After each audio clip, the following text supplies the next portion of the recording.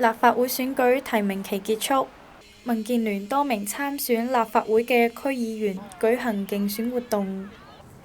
最大黨嘅民建聯派出26人參選，當中有11個區議員首度出戰立法會，包括東區區議員李青霞、席潔玲、北區區議員姚銘等。民建聯派出葵青區議員郭芙蓉同埋盧婉婷出戰新界西南。盧婉婷話會關注外勞議題，本地居民咧一定要保障佢哋優先就業啦，同埋希望咧就係嗰個我哋要必須不斷地去優化嗰個輸入外勞嘅制度。南區區議員朱立威、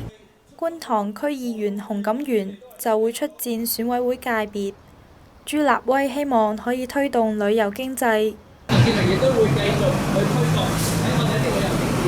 例如一啲博物館，去更好咁樣市場方面，同埋搞好嗰個支援配套，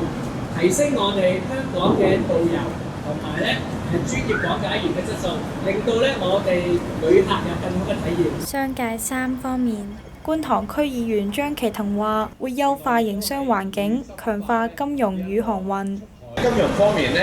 我亦都提出呢係要進一步優化香港嘅上市制度，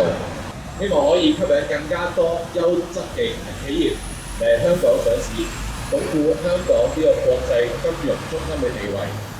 立法會選舉總共有161人參選，將會喺12月7號投票。說在線記者莫敏欣報導。